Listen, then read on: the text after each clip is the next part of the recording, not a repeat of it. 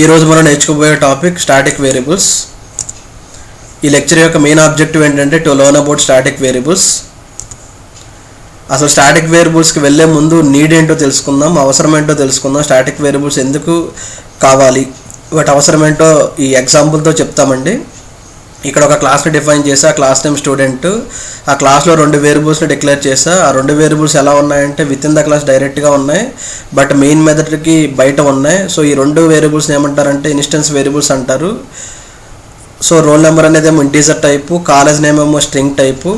So ఎప్పుడైతే 2 instance variables ఉన్నాయో object create చేసిన వెంటనే ఇన్స్టెన్స్ వేరియబుల్స్కి మెమరీ అలొకేట్ అయిపోతుంది. సో ఇక్కడ మెయిన్ మెథడ్లో 3 ఆబ్జెక్ట్స్ని క్రియేట్ చేసాము, S1, S2, S3 class student క్లాస్కి. సో 3 ఆబ్జెక్ట్స్ ఇలా క్రియేట్ అవుతాయి. 3 ఆబ్జెక్ట్స్లోని ఇన్స్టెన్స్ వేరియబుల్స్కి మెమరీ అలొకేట్ అవుతుంది. ఇది S1, ఇది S2, ఇది S3. అలా 3 ఆబ్జెక్ట్స్ ఉన్నాయి కాబట్టి 3 ఆబ్జెక్ట్స్కి ఇన్స్టెన్స్ వేరియబుల్స్కి మెమరీ అలొకేట్ అయిపోయిందండి. బట్ మీరు కరెక్ట్గా చూస్తే ఇందులో ఒక డ్రాబ్యాక్ ఉంది. ఏంటంటే ఒక కాలేజ్ తీసుకుంటే కనుక ఆ కాలేజ్లో ఈచ్ స్టూడెంట్కి డిఫరెంట్ రోల్ నెంబర్ ఉంటుంది, అంటే యూనిక్ రోల్ నెంబర్ ఉంటుంది. అందరికీ కామన్గా రోల్ నెంబర్ ఉండదు. అందుకే రోల్ నెంబర్ని మన ఇన్స్టెన్స్ వేరియబుల్ కింద పెట్టుకోవచ్చు. ఎందుకంటే ఆబ్జెక్ట్ టు ఆబ్జెక్ట్ ఆ వాల్యూ చేంజ్ అయిపోతుంది కాబట్టి, స్టూడెంట్కి రోల్ నెంబర్ చేంజ్ అయిపోతుంది కాబట్టి దాన్ని ఇన్స్టెన్స్ వేరియబుల్ కింద డిక్లేర్ చేసినా పర్లేదు. బట్ కాలేజ్ నేమ్ అనేది అందరు స్టూడెంట్స్కి కామన్గా ఉంటుంది. సో స్టూడెంట్కి కాలేజ్ నేమ్ చేంజ్ అవ్వదు. సో ఇలాంటి వేరియబుల్స్ ఏమన్నా మన దగ్గర ఉంటే, మన క్లాస్లో ఉంటే వాటిని ఇన్స్టెన్స్ వేరియబుల్స్ కింద కనుక డిక్లేర్ చేస్తే డ్రాబ్యాక్ అండి. ఎందుకంటే 1000 ఆబ్జెక్ట్స్ ఉంటే 1000 టైమ్స్ కూడా కాలేజ్ నేమ్కి మెమరీ అలొకేట్ అయిపోతుందండి. ఇక్కడైతే 3 ఆబ్జెక్ట్స్ కాబట్టి పర్లేదు, 3 టైమ్స్ మెమరీ అలొకేట్ అయింది. అయినప్పటికీ 3 టైమ్స్ కూడా అవ్వక్కర్లేదండి, ఎందుకంటే ఆ 3 ఆబ్జెక్ట్స్కి, ఆ 3 స్టూడెంట్స్కి ఆ కాలేజ్ నేమ్ అనేది సేమ్. సో అలాంటి వేరియబుల్స్ ఏమైనా ఉంటే, object to object value change అవ్వని వేరియబుల్స్ ఏమైనా ఉంటే అలాంటి వేరియబుల్స్ని స్టాటిక్ కింద డిక్లేర్ చేయమని చెప్తాడు. సో ఎప్పుడైతే మనం ఆ వేరియబుల్ నేమ్ ముందు, డిక్లరేషన్ ముందు స్టాటిక్ అనే కీవర్డ్ యాడ్ చేసాము, వెంటనే అది స్టాటిక్ వేరియబుల్ అయిపోతుంది. సో ఎన్ని ఆబ్జెక్ట్స్ అయినా ఉండనివ్వండి, ఒక మెమరీ మాత్రం అలొకేట్ అవుతుంది. సో రిమైనింగ్ ఆబ్జెక్ట్స్ అన్నీ దాన్ని కామన్గా షేర్ చేసుకుంటాయి.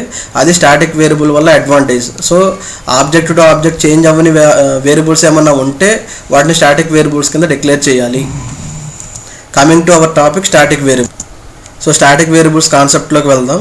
ఫస్ట్ పాయింట్ చూద్దాం. If the value of variable is not varied from object to object such type of variables are called static variables. Already చెప్పాను. సో ఆబ్జెక్ట్కి వేరియబుల్ వాల్యూ మారకపోతే అలాంటి వేరియబుల్స్ని స్టాటిక్ వేరియబుల్స్ కింద డిక్లేర్ చేయాలి. Second one, in case of static variables, a single copy will be created at a class level and shared by every object of the class. Already ఇది కూడా చూసాము. Static వేరియబుల్స్కి ఏంటంటే ఒక సింగిల్ కాపీ మాత్రమే create అవుతుంది. అందులో ఎన్ని ఆబ్జెక్ట్స్ ఉన్నా కూడా అన్ని ఆబ్జెక్ట్స్ కామన్గా షేర్ చేసుకుంటాయి. థర్డ్ పాయింట్ చూడండి. Static variable should be declared within the class directly but outside of any method or block or constructor. So static వేరియబుల్స్ని కూడా సేమ్ ఇన్స్టెన్స్ వేరియబుల్స్ లాగే డిక్లేర్ చేస్తాం. విత్ ఇన్ ద క్లాస్ ఉంటాయి, but outside the method కానీ, outside the block కానీ, outside the constructor కానీ declare చేస్తాం. But static అనే కీవర్డ్ మాత్రం ముందు రాయాలండి, అప్పుడే స్టాటిక్ వేరియబుల్స్ అవుతాయి. They will be created at the time of class loading and destroyed at the time of class unloading. Static variables ఎప్పుడు క్రియేట్ అవుతాయంటే క్లాస్ లోడ్ అయ్యేటప్పుడు, ఎప్పుడు డిస్ట్రాయ్ అవుతాయంటే క్లాస్ అన్లోడ్ అయ్యేటప్పుడు. అందుకే వీటిని ఏమంటారంటే క్లాస్ లెవెల్ వేరియబుల్స్ అంటారు స్టాటిక్ వేరియబుల్స్ని. అది ఇన్స్టెన్స్ వేరియబుల్స్ అయితే కనుక ఆబ్జెక్ట్ లెవెల్ వేరియబుల్స్ అండి. So static variables will be stored in the method ఏరియాలో స్టోర్ అవుతాయి. ఇన్స్టెన్స్ వేరియబుల్ అయితే హీప్ ఏరియాలో స్టోర్ అవుతాయి, స్టాటిక్ వేరియబుల్స్ అయితే మెథడ్ ఏరియాలో స్టోర్ అవుతాయి. We can access static variables either by object reference or by class name, but recommended to use class name.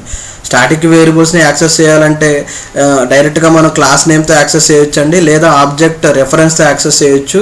But recommended one ఏంటంటే class నేమ్తోనే access చేయడం మంచిది. Next one, we can access static variables directly from both instance and static areas. So static వేరియబుల్స్ని instance ఏరియాలోనూ access చేయొచ్చు, అలాగే static ఏరియాలోనూ access చేయొచ్చు. Next one, for static variables JVM will always provide default values. Like instance variables లాగే static variables కూడా Java virtual machine default వాల్యూస్ని provide చేస్తుంది మనం ఇవ్వకపోతే. Static variables are also known as class level variables. Already చెప్పానండి, ఎందుకంటే class load అయినప్పుడు create అవుతాయి, క్లాస్ అన్లోడ్ అయినప్పుడు డిస్ట్రాయ్ అవుతాయి. అందుకే వీటిని క్లాస్ లెవెల్ వేరియబుల్స్ అంటారు. ఒక చిన్న ఎగ్జాంపుల్తో చూద్దాం. క్లాస్ టెస్ట్ అనేది క్లాస్ నేమ్ అండి. సో ఇన్సైడ్ ద క్లాస్ ఒక వేరియబుల్ని డిక్లేర్ చేసా, బట్ దాని ముందు స్టాటిక్ అనే కీవర్డ్ రాసా, అప్పుడు అది స్టాటిక్ వేరియబుల్ అవుతుంది. సో ఇది స్టాటిక్ అని ఎలా చెప్తామంటే అవుట్ సైడ్ ద మెథడ్ రాసాము, విత్ ఇన్ ద క్లాస్ రాసాము విత్ ద కీవర్డ్ స్టాటిక్, అందుకే అది స్టాటిక్ వేరియబుల్ అయిపోతుందండి. Static int x equals to 10 అది static variable. So coming to main method రండి. ఇక్కడ system.out.println x అనేది ఏంటంటే స్టాటిక్ వేరియబుల్ కాబట్టి స్టాటిక్ ఏరియాలో డైరెక్ట్గా యాక్సెస్ చేయొచ్చండి. సో x అనే వాల్యూని ప్రింట్ చేస్తే 10 అని ప్రింట్ అవుతుంది. నెక్స్ట్ టెస్ట్ అనే క్లాస్కి ఆబ్జెక్ట్ క్రియేట్ చేశాను, ఆబ్జెక్ట్ క్రియేట్ చేసి ఆబ్జెక్ట్తో xని కాల్ చేశా. సో స్టాటిక్ వేరియబుల్స్ని కాల్ చేయాలంటే స్టాటిక్ ఏరియాలో అయితే డైరెక్ట్గా కాల్ చేయొచ్చు, లేదా ఆబ్జెక్ట్ రెఫరెన్స్తో కాల్ చేయొచ్చు, లేదా క్లాస్ నేమ్తో కాల్ చేయొచ్చు. సో ఇక్కడ ఆబ్జెక్ట్ రెఫరెన్స్తో కాల్ చేసాం, ఇక్కడ క్లాస్ నేమ్తో కాల్ చేసాం. తర్వాత ఒక మెథడ్ రాశానండి, వాయిడ్ షో అనే మెథడ్. ఆ మెథడ్లో కూడా మనం ఆ వేరియబుల్ని యాక్సెస్ చేయగలిగాం, ఎందుకంటే ఈ మెథడ్ ఏరియా అనేది ఇన్స్టెన్స్ ఏరియా అండి, అది స్టాటిక్ ఏరియా కాదు. మెయిన్ అనేది స్టాటిక్ మెథడ్ కాబట్టి అది స్టాటిక్ ఏరియా అయింది. బట్ షో అనేది ఆర్డినరీ మెథడ్ అండి, అది స్టాటిక్ ఏరియాలో లేదు, ఇన్స్టెన్స్ ఏరియాలో ఉంది.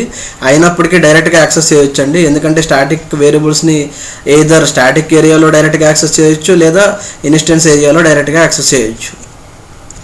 Thank you.